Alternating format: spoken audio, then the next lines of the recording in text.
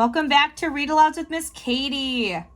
So today we are going to be reading a book called Owl Moon by Jane Yolen, illustrated by John Schoener.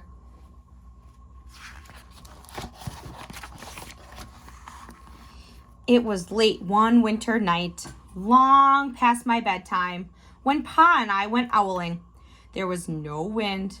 The trees stood still as giant statues, and the moon was so bright the sky seemed to shine somewhere behind us. A train whistle blew, long and low, like a sad, sad song. I could hear it through the woolen cap Pa had pulled down over my ears. A farm dog answered the train, and then a second dog joined in. They sang out trains and dogs for a real long time, and when their voices faded away, it was as quiet as a dream. We walked on towards the woods, Pa and I. Our feet crunched over the crisp snow, and little gray footprints followed us. Pa made a long shadow, but mine was short and round. I had to run after him every now and then to keep up, and my short round shadow bumped after me. But I never called out. If you go owling, you have to be quiet. That's what Pa always said. I had been waiting to go owling with Pa for a long, long time. We reached the line of pine trees, black and pointy against the sky, and Pa held up his hand. I stopped right where I was and waited. He looked up, as if searching for the stars, as if reading a map up there. The moon made his face into silver mask, and then he called, "Woo, woo, woo, woo, woo, woo, woo!" The sound of a great horned owl. Woo, woo, woo, woo! Again he called out, and then again. After each call he was silent, and for a moment we both listened, but there was no answer. He shrugged, and I shrugged. I was not disappointed. My brothers all said, sometimes there's an owl, and sometimes there isn't. We walked on. I could feel the cold, as if someone's icy hand was palmed down on my back, and my nose and the tops of my cheeks felt cold and hot at the same time. But I never said a word. If you go owling, you have to be quiet and make your own heat. We went into the woods. The shadows were the blackest things I'd ever seen. They stained the white snow. My mouth felt furry, for the scarf over it was wet and warm.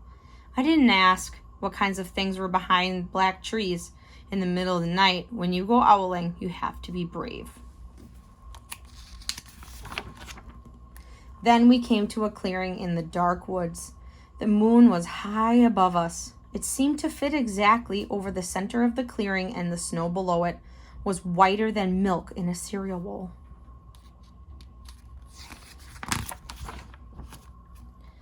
I sighed, and Pa held up his hand at the sound.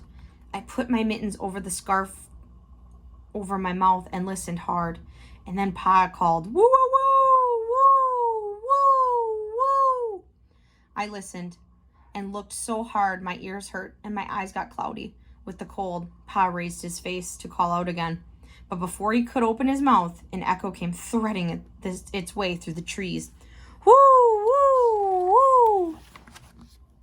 Pa almost smiled. Then he called back, "Woo, woo, woo," just as if he and the owl were talking about supper or the woods or the moon or the cold. I took my mitten off the scarf and off my mouth, and I almost smiled too. The owl's call came closer from high up in the trees on the edge of the meadow. Nothing in the meadow moved. All of a sudden, an owl shadow, part of the big tree shadow, lifted off and flew right over us. We watched silently with heat in our mouths, the heat of all those words we had not spoken. The shadow hooted again. Pa turned on his big flashlight and caught the owl just as it was landing on a branch.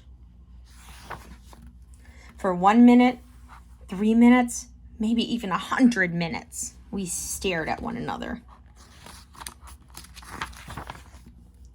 Then the owl pumped its great wings, and lifted off the branch like a shadow without sound. It flew back into the forest. "Time to go home," Pa said to me. I knew then I could talk. I could even laugh out loud. But I was a shadow as we walked home.